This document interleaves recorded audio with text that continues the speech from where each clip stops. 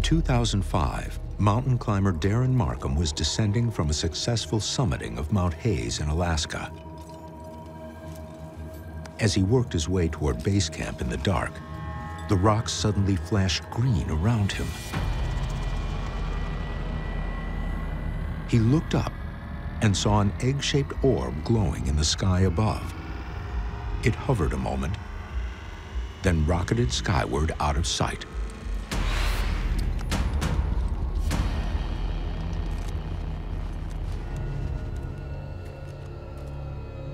When Markham arrived at base camp, his partner, Sidney Yanovich, who was supposed to be waiting there for him, was gone.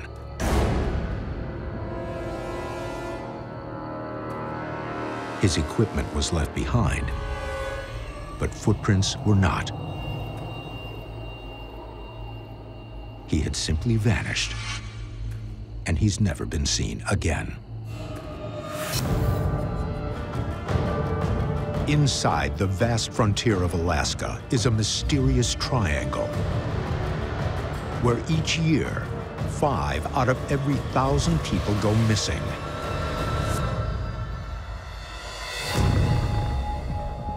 Something out there. 3 investigators look for answers. Jax, a former police officer. Ken, a specialist in strange phenomena. And Tommy, an expert on Alaskan legends. Together, they uncover mysterious sightings and ancient legends, exploring the possibilities of those who go missing in Alaska.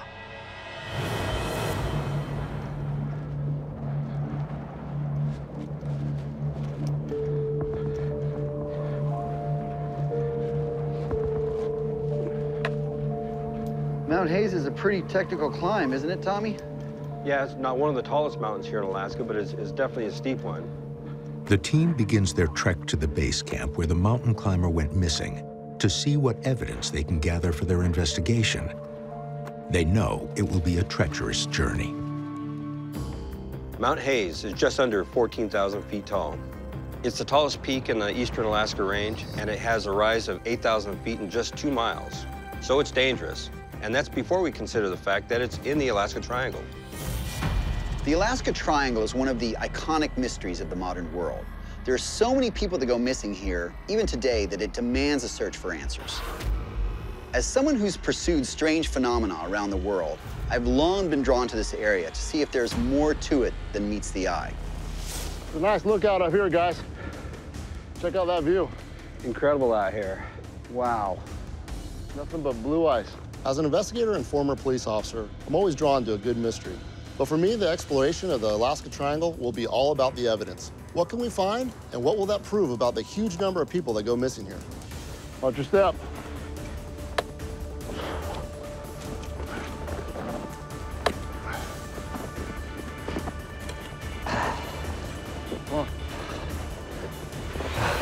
Yeah, slow and easy. Hard to see where we're going here.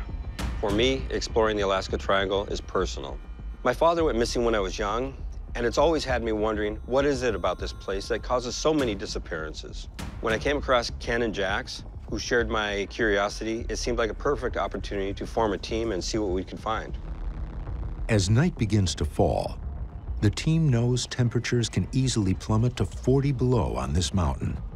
But based on the story of the missing hiker and historical UFO trends, night is the optimal time to scan the skies for anomalies.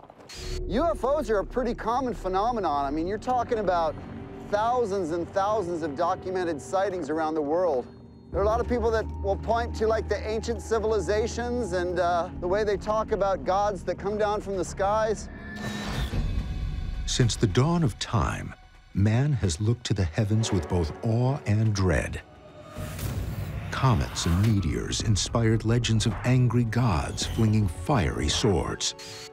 But even as astronomers began to decipher the motion of celestial bodies in the 1500s, artwork continued to show strange and frightening lights in the sky. Considering man has only been airborne since 1903, when the Wright brothers flew at Kitty Hawk, what could those other visions be?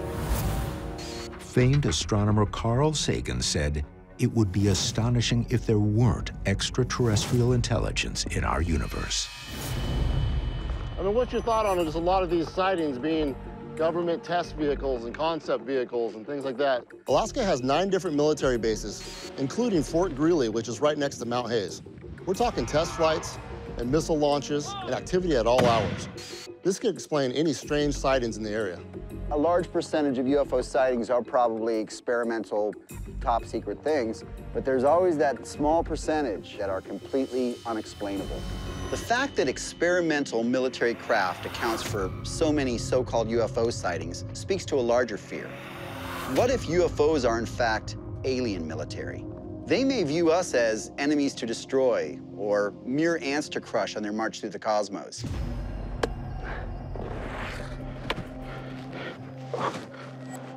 This is it. We're really here. Well, this is an excellent place to build a base camp because of the rock shelter here. Then it's a flat area.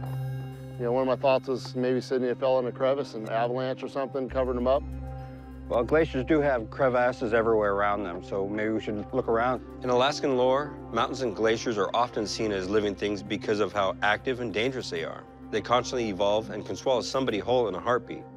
I don't see any right out here, the solid ice that we're standing on. Sydney's fellow climber found all the equipment. None of it was disturbed. Just getting to the base camp made it clear how experienced you need to be to scale this mountain. So the idea of an accomplished climber like Sydney wandering off without his equipment doesn't make any sense to me. I'm taking some readings. The first thing I have is the Geiger counter. At alleged locations where UFOs have landed, people have detected radioactive contamination.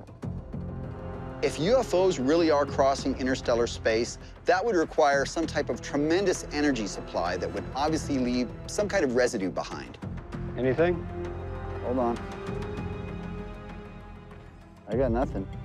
There are theories that UFOs, whatever they are using the magnetic energy of the planet as a form of propulsion, something that's way beyond our technology.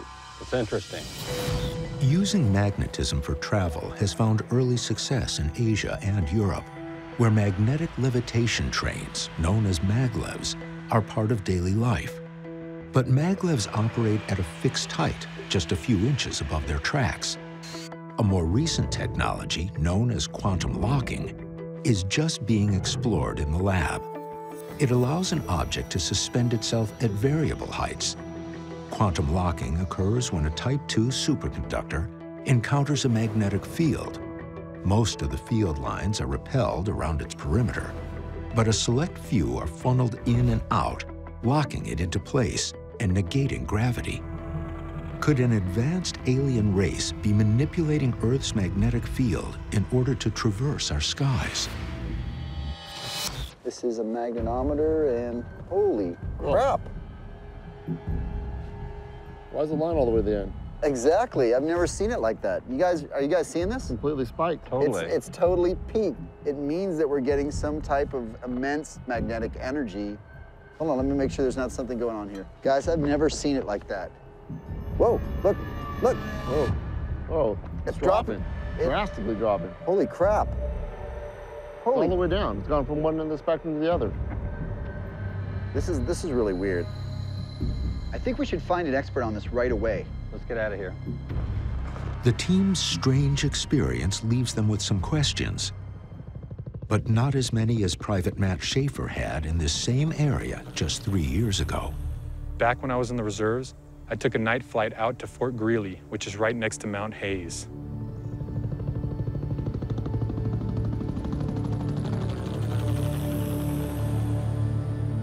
The weather was cold but tame. It was a typical flight I took numerous times before.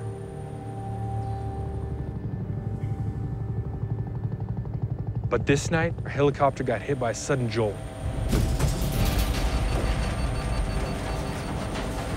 The pilot didn't seem to know what was going on.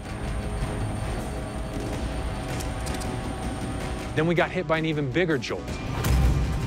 It felt like a giant hand shoved the chopper to the side.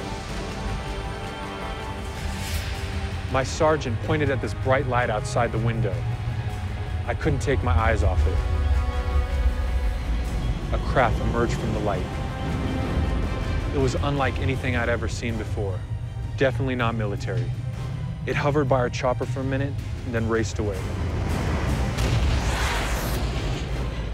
To this day, I have no idea what the craft was or where it came from.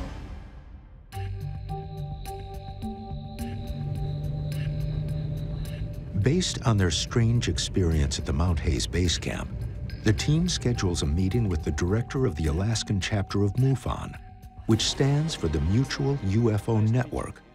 Brent Mitchell-Godet has been investigating alien phenomenon around the globe since the 1970s. If anybody can help us with this case, it's him. So the other night, the three of us were out on Mount Hayes. We were investigating an area where a climber had gone missing. And his fellow climber had seen strange lights in the sky right beforehand. Did you know a lot about the Mount Hayes area? I would say that Mount Hayes has a lot of questionable things going on. Back in the 1960s, an operative reported that there was an underground, in the mountain, UFO base on Mount Hayes.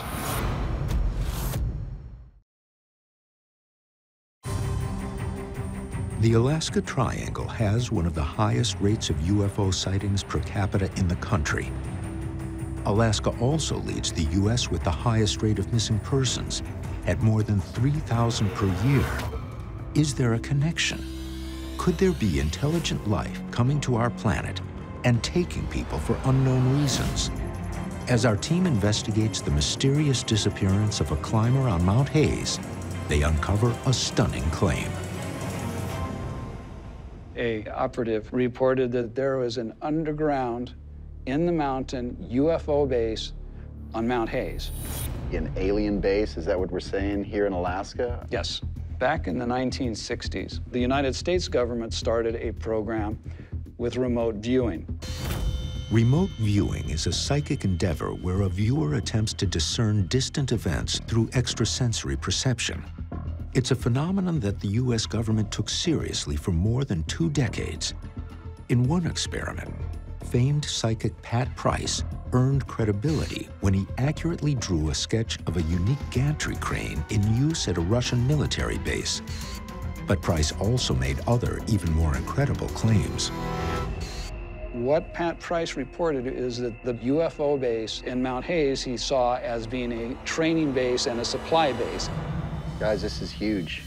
Brent's claim about an underground alien base on Mount Hayes might explain what happened to us the other night. When we experienced that magnetic spike that slowly faded, maybe that was something beneath us that was retreating into the mountain. This makes me think about those legends of glaciers being alive and swallowing people. Maybe they're alive in ways that the natives didn't realize. For me, the idea of this underground base raises way more questions than it answers. It's an interesting idea, but I'm not even sure how we can investigate that claim. What would be a tool for us to be able to help in this investigation? More and more people are disappearing here in Alaska and attributing it to UFO abduction. Abductees that have actually been returned believe that they can and have communicated with the people that abducted them. They communicate on a telepathic level, so if you can get somebody that has been abducted and is willing to work with you, give it a shot. Telepathic communicator, and then somebody that can pass maybe information on to us. Exactly. Brett's idea might seem unorthodox, but if the U.S. government can use telepathy and remote viewing and have success with it, maybe it's worth a shot to find an abductee to see if it can work for us. If alien abductions are happening today, it could be the continuation of an ancient phenomenon. Cave drawings of alien-like beings suggest such encounters have gone on for centuries. Modern abduction claims surged in the 1950s, during the beginning of the space age. Many psychologists concluded that abductees were simply having false memories based on images from the news or space-age fiction. But could it be that our own advancement finally justified abductees' experiences and encouraged them to talk? Could the missing hiker and others in the Alaska Triangle be victims of aliens?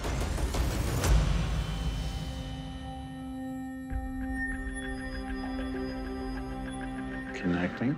I found a man named Wilbur Allen on the web who claims to have been abducted multiple times. He's captured thousands of images of aerial anomalies that seem to show up wherever he goes. This seems to give his story a lot of credibility. So we were told that you were the guy we need to talk to about aliens and alien abduction. Well, for me, it started when I was 5. I was in my room, I went to bed, and my parents put me to sleep. My bedroom door burst open, and in walked 5 very small gray extraterrestrials in silver spacesuits. They communicated to me telepathically. As they communicated to me, I blacked out.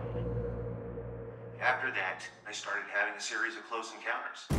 We would like to invite you to come up here and help us out with this investigation. We feel that with your experience with abduction and your abilities to basically communicate with these beings, that's going to give us the best chance to hopefully experience something ourselves. Love to definitely come, so see you in Mount Hayes, Alaska. We figure there's no downside in bringing Wilbur aboard. If there's even a remote chance that he's been abducted and can actually attract UFOs, then that's exactly what we need for this investigation. It looks like it's time to plan our Mount Hayes stakeout. I'm on it.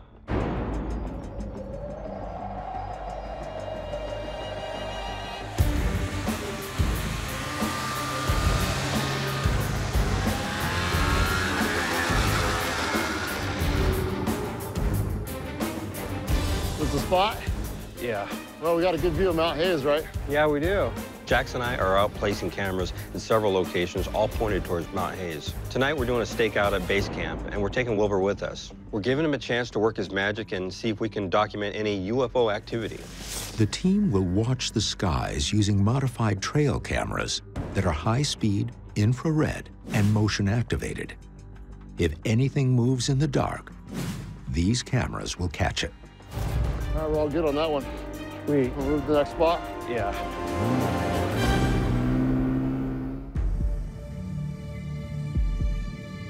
Is that him? It's our guy? Wilbur, you got a good view up there? Hey, How you guys. doing? Jax. Jax, good to Nice meet you, sir. It's Tommy and Ken. I'm Tommy. Tommy. Good to Ken. meet you in person, Wilbur. Good to meet you, sir. And this is a pretty bizarre case. Allegations of UFOs and abduction. This is right up your alley, right? Right up my alley. All right. I'm very skeptical of Wilbur's claims, as anyone should be. It's been shown in many of the supposed abductees they're suppressing trauma from something earlier in their life. I don't know if this is true for Wilbur, but it is something to keep in mind. Let's get up there before it gets too dark. The team begins their hike to the Mount Hayes base camp, where Darren Markham realized his partner Sydney had disappeared. They hope to capture images of any airborne objects, and if they're UFOs, try to confirm if they're coming into or out of Mount Hayes. Do you have any crampons? It gets real slippery out here on the glacier. I got him. When we get to base camp, we're gonna set up the stakeout. Hopefully Wilbur's presence will draw the UFO to us.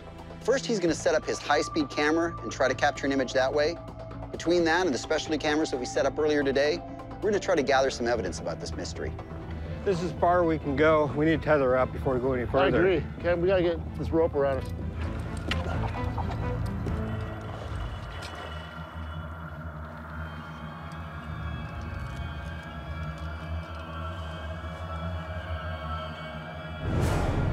I have that feeling like I'm being monitored. It's like they're letting me know they're here. Now, describe that feeling for us. It's inside. It's like this feeling I'm getting. This voice is saying they're here. They're here.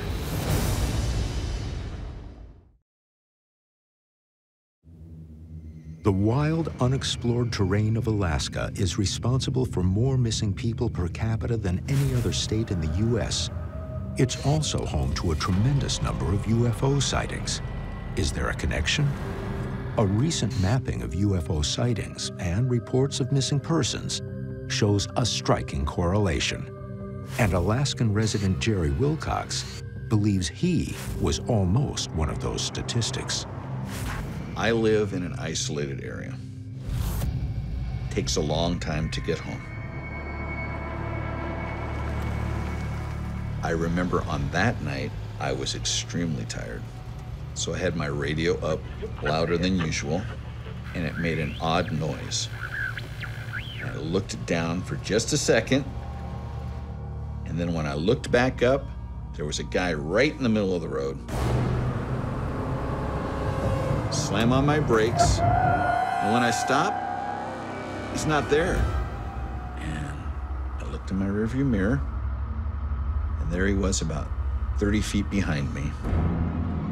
Just this eerie black figure. And this bright light overhead goes on, and I find myself getting out of my car. I'm not even consciously wanting to, it just sort of happened. And I look up at this ship hovering above. This thing wasn't making a sound, not moving. I was glued to that light. And the next thing I do remember, I heard a wolf howling. And that snapped me out of whatever it was. And I got in my truck and I got out of there. I expected whatever it was to follow me, but I didn't see the light again.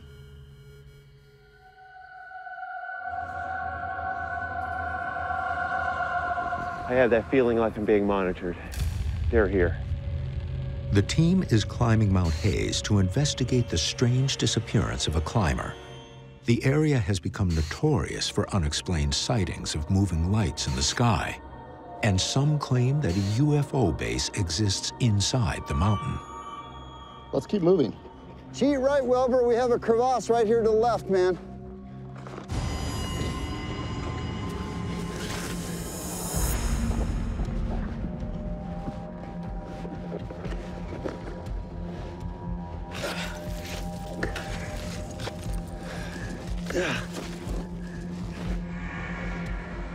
Let's keep it up, guys. We're almost there. Hey, Tommy, hold up. Check this out. Everything out here is shifted. Ken, get up here. Look at that, it opened right up. Woo! Yeah, this is shifting, man. This is not cool. This is an unstable platform. It's looking like we need to head that direction. Right over here? Yeah, to our 3 o'clock there.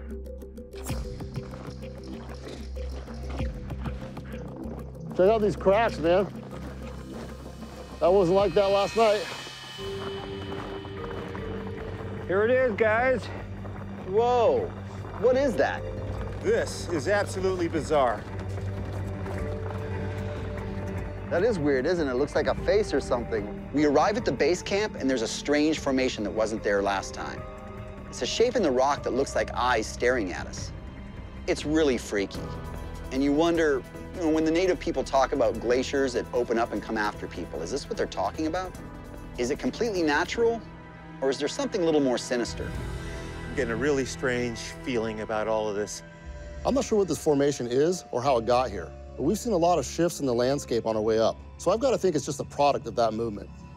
Well, let's talk about this photographic process. So what are we trying to achieve here? Well, what I'm going to do is I'm going to program this camera to take a photograph every second. Okay. I programmed it for 4 hours. So we're going to do a 4-hour continuous scan of the skies. I've got over 6,000 photographs, all showing cylinders, spheres, objects which fly through at super fast speeds, just a series of objects which are not consistent with anything man-made. Listen, I think tonight's gonna be a long night. We need to stay sharp, right? Right. So I'm thinking we break off in the shifts. Hey, we'll do the first. All right, that'll work. Just like doing a standard surveillance, this is a very long and tedious process. I'm not convinced that Wilbur has any alien connections, but it is good having an extra man up here. This way we can pair up and have a buddy system to keep each other alert.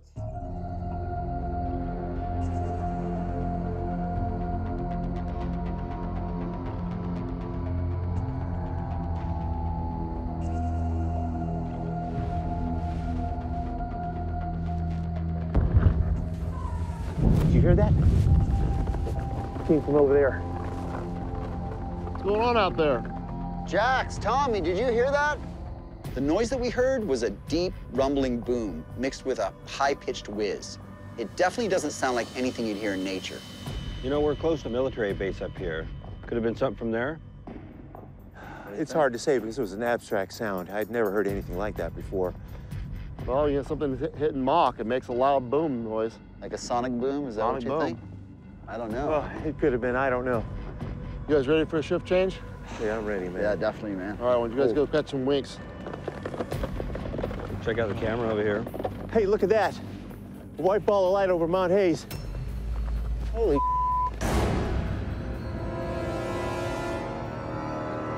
Holy cow.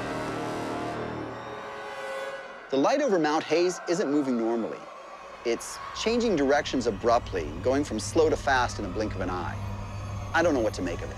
Wow. What is that?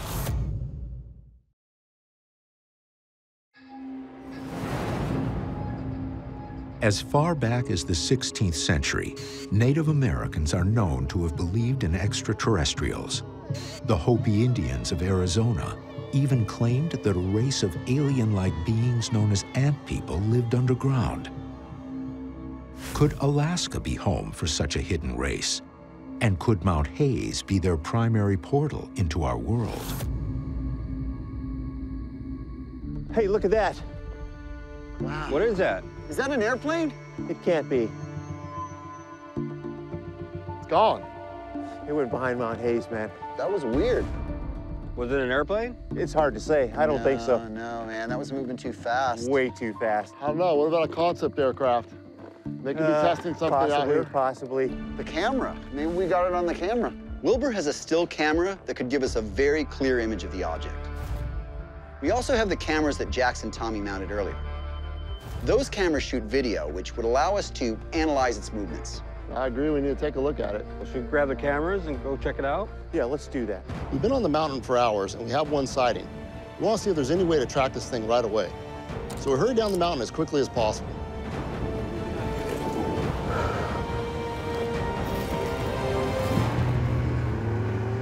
I hope we caught video of this object so we can clarify what it is, because the path that it was on did not seem natural. I'm kind of at a loss of what we're dealing with.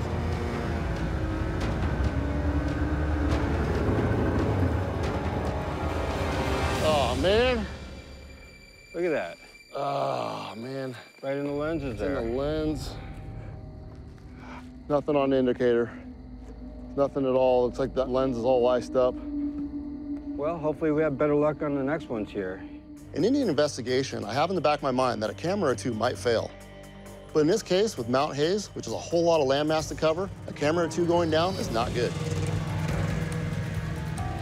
The light going over Mount Hayes was moving too fast to really see what it was.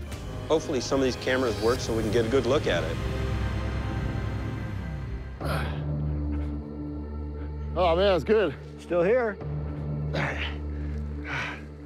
All right, looks like everything worked. Still got battery.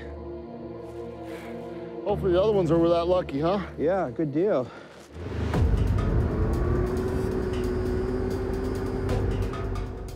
As with most UFO sightings, the unusual movement of the object is what made it look like it was not man-made. That was also the case for Becca Daniels on a winter's night in Fairbanks. I was doing dishes after dinner, and I was talking to my girlfriend on the phone. She just lives right in the neighborhood, and she called me to let me know the northern lights were out. So I peeked out my window, and I saw them, and they were really pretty. Then my daughter wanted to go outside to see the northern lights. So we went outside and looked at the lights, and they were incredible that night. Just spectacular. But then suddenly there were these red lights streaking across the sky, and they started forming this circle. And then they were just gone, disappeared. I don't think I've ever seen a helicopter or an airplane in my life do that. And the only word I could use to describe this experience is UFO.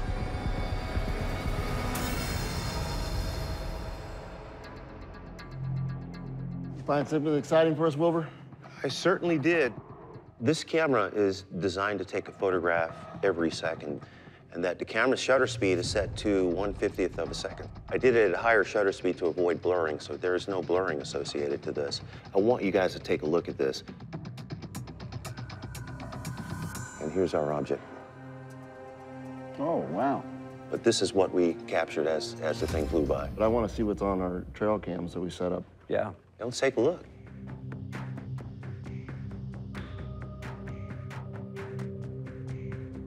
Put you fast forward a little bit? All right, slow down here. Whoa, whoa. Look at that. It caught it. That's crazy.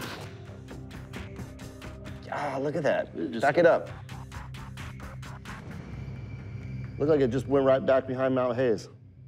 Here, this is camera 3. The specialized cameras have captured multiple angles of an airborne object. It has hovering capabilities like a helicopter, but can also reverse direction instantly, unlike any known aircraft. It also shows no ramping up speed when moving from a standstill. And based on its position relative to the mountain, the team calculates its drop speed at the end at just over Mach 1. So that's pretty compelling. I think we should probably start mapping some of this stuff out, guys. And this is where camera 1 is, right, Tommy? Yeah. This first one went down and got iced over, so it doesn't help us at all. And can you flip to the other camera? Camera 2, which is the one we had a lot of visibility off that shot. And there's the line of sight right there. All right. Camera 3 was the last one we set up, Tommy. The time stamp on that camera was perfect. Camera 4 went down, so it's no good to us. And the final cam is the one we all set up at the base camp. Right, base camp. All right. Yeah. And that line all coincides right here to this X, this spot. After determining the angle and location of all of our strategically placed cameras, we were able to get a pretty good beat on the area where the UFO was actually hovering. But we need to go there and see if we can find any kind of evidence.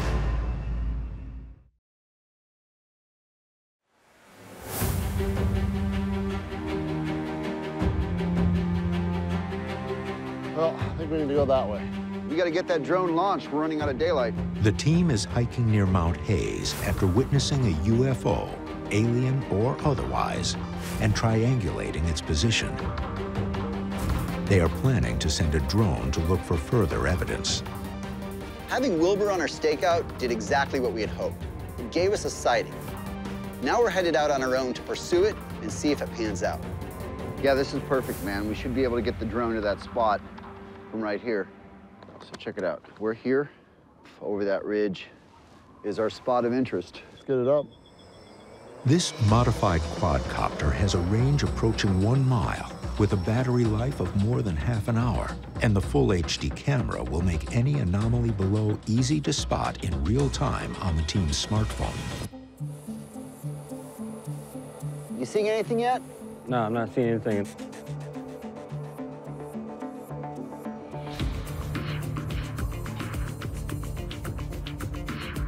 Hey, what's that coming up? Where? Looks strange in the snow there. Right in the clearing there. Go lower. Hold on, coming down. Whoa. It looks pretty big. Look at the edges. Look at how sharp those are. That's not a natural formation, That's man. just weird. I never seen anything like that. And that's right, pretty much right over our point of interest. You know what this is reminding me of? What's that? Crop circles. I mean, that looks just like a crop circle. Crop circles have been an acknowledged mystery for centuries. A famous pamphlet from the 1600s called The Mowing Devil is one of the earliest references to this bizarre phenomenon, though this circle was attributed to a spiteful demon. Crop circles came into modern consciousness in the 1970s in England, where large repeating patterns, almost always involving circles, began appearing in grassy fields and then in snowy ones. 2 men would later claim to have started the trend as a prank. But detractors believe the intricacy and speed with which some of these patterns appear lies beyond human capabilities. I wish you could get a little closer. I want to see if there are any other markings around that. That's as close as I can get without losing it. It's too windy. Hold on, I gotta lock in the GPS coordinates. I'm right above it right now, so lock it in right here. I got it, and locked. All right. Finding this marking in the snow is intriguing. We're gonna follow the GPS coordinates to the location, see if we can find any more clues to the mystery.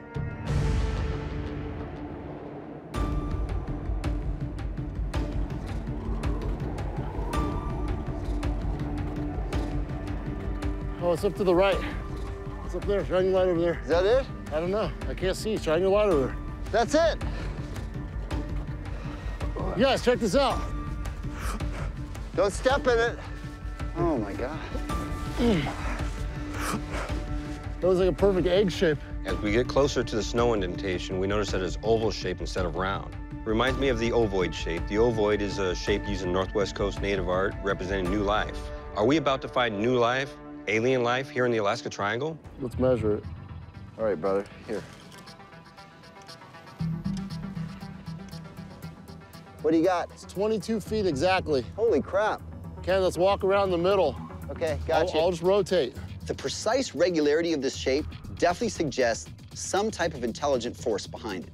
It's like 15 feet, 6 inches. 15 and a half by 22. But whether it has to do with UFOs or a hidden alien base below will require a lot more evidence. I'm thinking about those crazy readings we got up on the mountain at the base camp. We got that weird magnetic spike. The best evidence we've gotten for the UFO base in the mountain was when the magnetic reading at the base camp started dropping, as if something was retreating into the earth. A similar reading here could really bolster that theory. What do you got there, Ken? All right, we're right about 0. You guys seeing this? It's zeroed out. No change, still at 0. The magnetometer isn't giving us anything, but that doesn't eliminate the theory in my mind.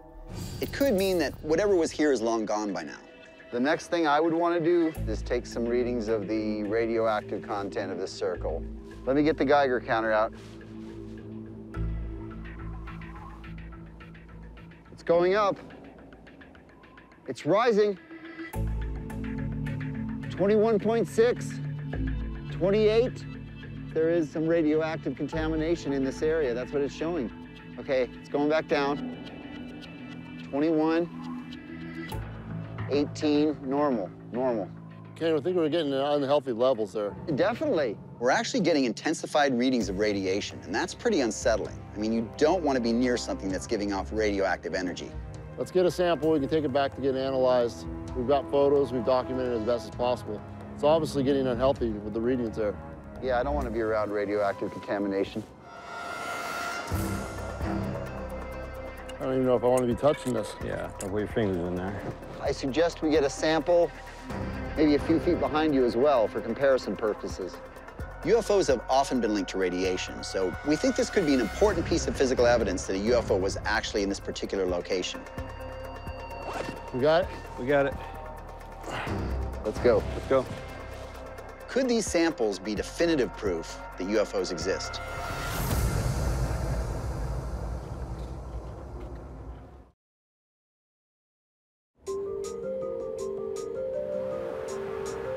The radioactive levels were pretty frightening. That's like getting a third body part kind of scary. This could be pretty hardcore definitive evidence. We're on our way to meet Jim Anderson at the Earth Sciences Lab. We gave him the snow samples from the possible UFO landing site, and we're hoping he can tell us whether there's anything unusual about them. Good to see you again, Jim. Hey, good to see you. Hello. Well, what have you got for us? Eagerly awaiting this. I got your samples. I tested it with an ohm meter and tested its electrical resistance. And what I found was your control samples completely normal in every way. That was very similar to tap water, but sample number 2, very unusual. It tests out at 50 parts per million of tungsten. 0.1 part per million is normal. So 500 times more? Yeah, definitely an anomaly on the Earth's surface.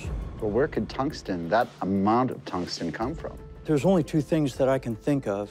First would be a meteorite. We didn't see an impact point in the epicenter, did we? No, it was I didn't notice that. Completely flat. It had no burn marks. No impact. It's going to make a perfect dimensions of 22 feet by 15 and a half.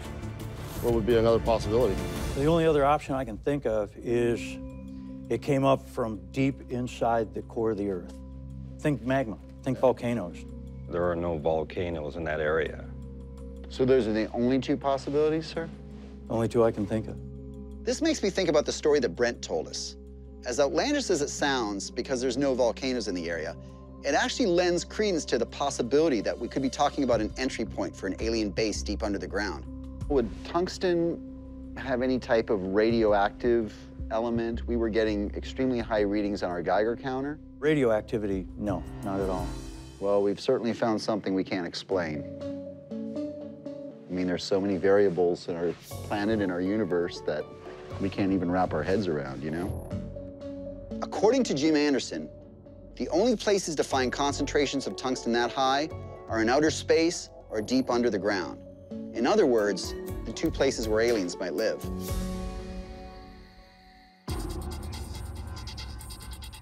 This subject matter of UFOs, I am highly skeptical about. Yeah. But what we've seen and dealt with in this investigation, you know, talking with Brent, having Wilbur help us, the things our cameras picked up, what we physically saw with our eyes as far as the snow circle, it just leads me to be going from one end of the spectrum to somewhere in the middle. That there's a possibility that Mount Hayes has something occurring in it, possibly alien. I'm not saying that there is, but it would need a lot more work. I mean, you're talking about possibly having to excavate the mountain. As you know, that'd be impossible for us to do. The amount of money, get equipment in such a remote location, there's no way that's gonna happen. The theory that Mount Hayes has a UFO base is ultimately hard to prove or disprove. Whatever's going on there would take military-level resources and funding to pursue. But we have seen some very strange stuff, and we can speculate. I got thinking about the indentation we found in the snow. Doesn't it seem kind of small to you? 22 feet's a decent measurement, but you know, it's not obviously transporting human-sized people, you know, very many of them anyways. It's just a small little patch in the snow. You know, Wilbur was talking about little beings that came in his room that were only like, you know, 3 to 4 feet tall. That's pretty typical as far as the way people describe these aliens. There are other accounts of aliens that are even much smaller. For example, in the Atacama Desert of South America, they've found these little mummies that are like 6 inches tall. Apparently, they have the features of aliens. Okay, check it out. Here's the mummies. Can you see those little guys? That is strange. Think about the vast infiniteness of the universe. I mean, if we are not alone, then the odds are that there's, you know, not one other race of aliens, but there could potentially be hundreds of different types of aliens, and they could all be coming here for whatever reason. Okay? Anything's possible, right? It's true. It's a possibility. From the vastness of Alaska to the vastness of space, the question of what's out there remains. The frequency of unexplained lights over the Alaska Triangle would suggest man is not alone. But does the answer to the mysteries above lie beneath our feet? If alien life forms are responsible for the missing climber, and if Mount Hayes is the alien base it's reported to be, it could at least partially explain why so many people go missing in Alaska.